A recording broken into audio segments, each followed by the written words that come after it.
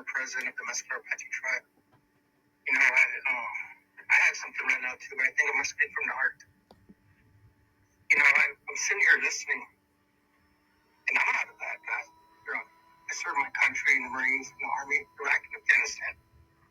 You know, I'm going to tell you the truth today. Me and the victims didn't get along because in my position, I couldn't break my oath to help her to do something for something to happen on the reservation as far as law, her husband getting arrested, her kids. I can't do that. So the stress of me, it came on where they started stalking me. My wife's a victim specialist at law enforcement. She helps all the victims. My wife was being stalked by Mr. Espinosa and Miss Espinosa.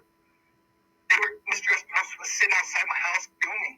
My neighbor called me, saw it on social media. That's not a good man. There's wrong on both sides, Your Honor. I tried to file restraining orders. I was sitting at the parade at the Aspectator Reynoso, right in front of the Republican Party. Mr. Espinosa throwing me signs trying to fight me across the street. Chief Lawrence was already known, from Reynoso was already known about it. He told me, call me when they do something to you, Gabe. So I called.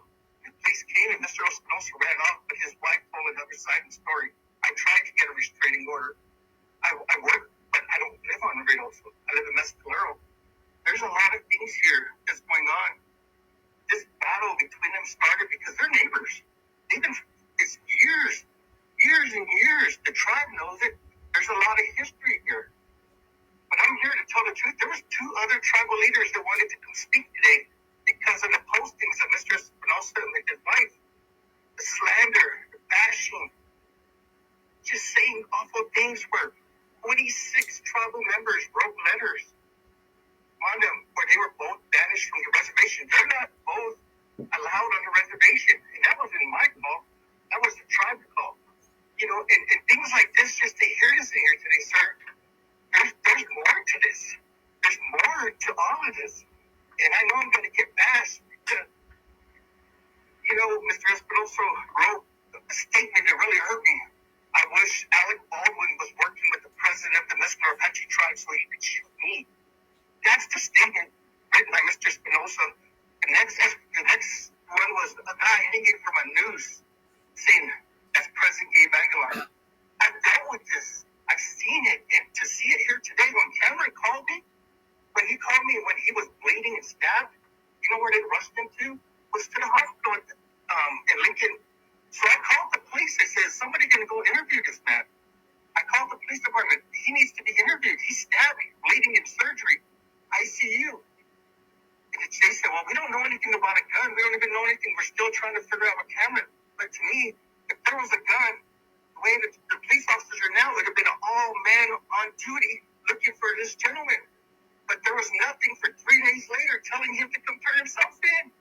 So I don't know what's going on here. And I'm just listening today. I've known Cameron for years. And since I've been in leadership, I've never seen him in trouble on the reservation. I've never seen it. And people always say, because you're in leadership, you have power. We don't have power. We got to follow my rules. I've been elected 7 times. You know, if my people didn't think I was doing a good job, I wouldn't be there. I'm now re-elected as a council member. But I'm just telling you, from my side of the story, there's something going on here where both sides, they need to be separated, you know, but it's not just my family. My mom was stalked. The victim was outside my mother's house. How does that make us feel when the victim was outside my house? I think I had to protect my life. You know, you're talking about protection, but I'm not trying to go to jail because the law, when you do what the law does, they will do something to you, especially a leader. You know, so we can't protect ourselves. But today I'm just sitting here and listening. You know, I'm made out to be a bad guy, but in all honesty, when people don't agree with you, they're allowed to post anything they want on social media. But if you want to look at their YouTube videos and you went and watched their social media, for 3 months, the packet was with the council that thick of postings that were brought in, not just my family, but over 250 people that were talking about, you're having an affair, you're doing this, that's nobody's business. But this family chooses to expose it and make videos and say, this is my show. When you do do that, you're going to make tribal members mad. People are going to look for you.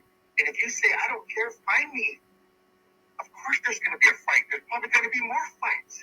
So the history, going back to this, I just have to tell the truth, Your Honor. There's a lot of hurting people. I'm sorry what happened to them, but there's a lot of more hurting people in Mescalero. And if somebody was taking time and look at some of the posts and the videos, they would know, because some of my good friends in leadership are called adulterers, rapists, everything you can name without any evidence, just trying to hurt them and their families, trying to say bad things. And today I'm just asking that, Cameron's, he's a strong guy. He says, but I'm asking for compassion for him, because for me, I told him, Cameron, tell the truth. Tell the truth, and just, you don't want to look weak, but sometimes you have to speak up for yourself. You can't let people run over you. And that's why I'm speaking up for myself, because one day there's going to be a court battle too. I want a restraining order. I don't want to have no conflict with them, But I'm just telling you today, there's more to this, and it's been going on for years. And it's not because of my leadership. They can say, I didn't. It's easy to blame leadership. It's easy to blame judges. Mr. Espinosa was banished for stopping some of the court staff, calling there and saying derogatory stories. That's not a man that can get up here and play victim, sir. I'm just telling you that my staff wrote stuff of what they heard, and that's. I just wish it would end. We just need peace. I wish that all the social media videos, I wish that all the YouTubes, we just need peace between each other, because when you keep provoking each other, you're building a fire, and it's going to explode, and somebody's going to get hurt. And I kept telling leadership somebody's going to get hurt, and here we are today. So I just want to